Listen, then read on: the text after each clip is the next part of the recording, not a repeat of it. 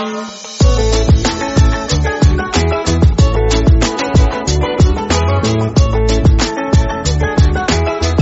The lord.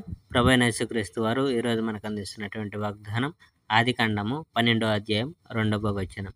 నీవు ఆశీర్వాదముగా నుందువు. దేవుడు అబ్రహామును పిలుచుట. అబ్రహాముతో యెహోవా ఇలా అన్నాడు, నీ దేశాన్ని నీ ప్రజలను విడిచిపెట్టు, నీ తండ్రి కుటుంబాన్ని విడిచిపెట్టి నేను నీకు చూపించిన దేశానికి వెళ్ళు. నిన్ను ఆశీర్వదిస్తాను, నిన్ను ఒక గొప్ప జాతిగా నేను చేస్తాను, నీ పేరును నేను ప్రఖ్యాతి చేస్తాను. ఇతరులను ఆశీర్వదించడానికి ప్రజలు నీ పేరు ఉపయోగిస్తారు. నిన్ను ఆశీర్వదించే వారిని నేను ఆశీర్వదిస్తాను, నిన్ను శపించే వాళ్ళని నేను శపిస్తాను. భూమి మీద ఉన్న మనుషులందరినీ ఆశీర్వదించడానికి నేను నిన్ను ఉపయోగిస్తాను. అబ్రాము కనాను వెళ్ళాడు కనుక అబ్రాము యెహోవాకు విధేయుడై కనాను వెళ్ళాడు. అతడు హారాహును విడిచిపెట్టాడు, లోతు అతనితో కూడా వెళ్ళాడు.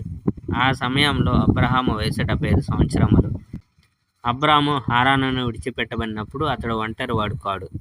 తన భార్య శారాయిని, తమ్ముని కుమారుడు లోతును, హారానులో వారికి కలిగిన సమస్తాన్ని అబ్రాము తనతో తీసుకువెళ్ళాడు.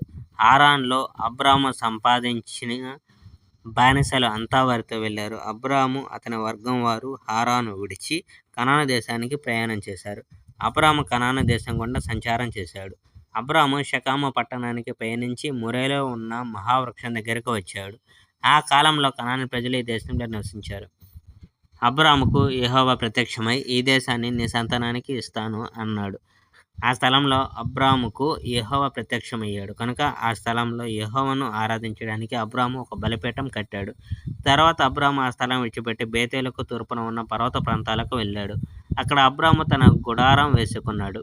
పడమటికి బేతేలు పట్టణం ఉంది, తూర్పున హాయి పట్టణం ఉంది. ఆ స్థలంలో యెహోవా కోసం మరో బలిపీఠాన్ని అబ్రాము నిర్మించాడు. అక్కడ అబ్రాము యెహోవాను ఆరాధించాడు. ఆ తర్వాత అబ్రాము మరలా ప్రయాణం మొదలుపెట్టాడు. నెగెబు దిశగా అతడు ప్రయాణం చేశాడు. Praise the Lord. May God bless our India.